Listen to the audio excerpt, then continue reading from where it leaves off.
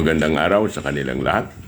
Nandito na naman tayo sa ating pag-aaral ng self-defense, martial arts, taekwondo dito sa ating bagong gym. Ito na po ang ating bagong gym at iniimbitahan ko kayo na mag-aaral nitong ating mga magulang, ang inyong mga anak. Pwede nyo nang paaralin dito at nagsisimula ng ating klase dito sa ating bagong location ng gym at nandito lang tayo, malapit lang. Dito lang tayo sa Quezon City, dito sa PhilInvest 2 at maganda itong ating location.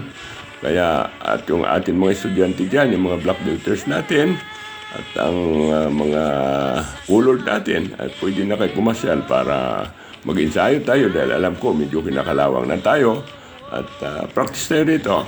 At ina-announce ko na rin sa inyong lahat, ating mga black belters, mas lalo na dito sa Metro Manila, na mayroon tayong reunion dito this coming December.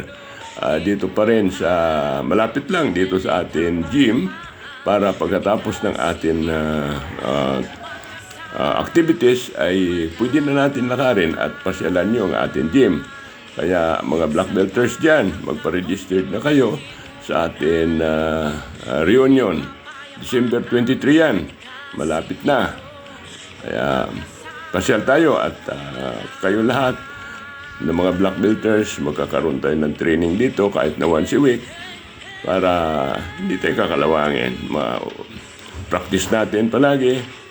Kita nyo, kahit na ako ay matanda na, ay mabilis pa rin at malakas at wala pang problema dahil dito sa aking pag-ensayo at tuturo ko rin sa inyo yung mga sekreto kung paano tayo maging mabilis, paano tayong maging malakas at kahit na 81 years old na ay pwede pa rin tayo magdepensa sa ating sarili. Kaya iniimbitahan ko kayong lahat na pumasyal dito sa ating bagong gym dito sa Quezon City. Malapit lang to sa inyo lahat, yung mga taga Quezon City.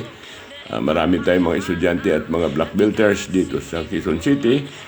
Punta na kayo at PM nyo na lang ako para ma-schedule natin ang mga oras na gusto nyo. At dito nagsisimula na tayo dito sa atin mga kabataan nito, mga maliliit na bata to. Pati ditong apo kong isang makulit, 2 taon pa lang, interesado pa rin, kaya lang puro laro. Kaya pasyal tayo at mag-practice na tayo.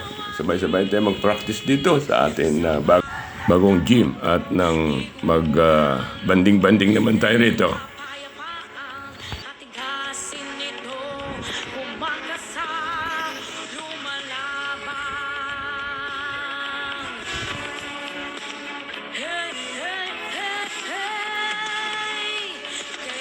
Masasamang elemento